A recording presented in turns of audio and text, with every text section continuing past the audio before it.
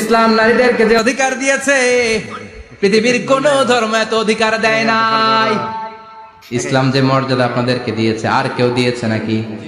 ইসলাম বলে প্রথম সন্তান কন্যা সন্তান হলে ঘরের মধ্যে বরকত আছে না নাই? মিন বারাকাতিল মারআতি তাবকিরুহা বিল ইনাস। একটা মেয়ের মধ্যে বরকত বেশি না কম কেমনে বুঝবেন? তার প্রথম সন্তান যদি মেয়ে হয় তাহলে বুঝবেন এই মেয়েটা বরকতওয়ালা মেয়ে। এই মেয়ে আপনার জীবনে অনেক কিছু নিয়ে আসবে। সুবহানাল্লাহ কইতে পারেন না? কিন্তু অনেক ডাকাইতেছে মেয়ে হইলে অখুশি হয়, ছেলে হইলে পাড়ার সবারে জিলাপি খাওয়ায়, পাড়ার সবারে মিষ্টি খাওয়ায়, মেয়ে হইলে কিচ্ছু খাওয়ায় না, আছে না নাই? কিন্তু আমরা মেয়ে হলে খুশি হব। কার কার প্রথম সন্তান মেয়ে হাত তোলেন? একজন, দুইজন, তিনজন। প্রথম সন্তান মেয়ে কার?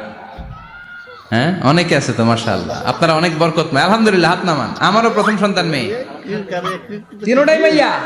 জান্নাত একটা আমার দিয়েন, তার মানে 3 জান্নাতের মালিক। মাশাআল্লাহ, আল্লাহ বাইরে তুমি কবুল করো। তার মানে কোন ঘরে যখন মেয়ে আসে আল্লাহ বলে ঘরটা বরকতময়। মেয়েটা যখন বড় হতে শুরু করে মেয়েটা ভাইয়ের জন্য বরকতময়। মেয়ে যখন বিয়ের উপযুক্ত হয় বাবার জন্য বরকতময়। 2 মেয়ে মানে বাবার 2 জান্নাত, 3 মেয়ে মানে 3 জান্নাত। সুবহানাল্লাহ। আবার যখন স্বামীর কাছে যায় ইসলাম বলে ওই স্বামী আল্লাহর কাছে সেরা, যেই স্বামী বউয়ের কাছে সেরা। বউ যদি আপনারে ভালো বলে আপনি আল্লাহর কাছে ভালো, বউ যদি খারাপ বলে আপনি আল্লাহর কাছে খারাপ। তার মানে ব্যালেন্স করেছে ইসলাম। স্বামীরও আনুগত্য করতে বলেছে, আবার স্বামীকেও বলেছে স্ত্রীকে ভালোবাসতে, ঠিক কিনা? কথা বলেন। এবার আরেকজনের স্ত্রী, ইসলাম বলে তোমার হাত যদি বউয়ের হাতের সাথে মিলাও 2 হাতের সগীরা গুনাহ মাফ করে কে? স্ত্রীর দিকে যখন তাকাও তোমার চোখের সগীরা গুনাহ মাফ করে কে?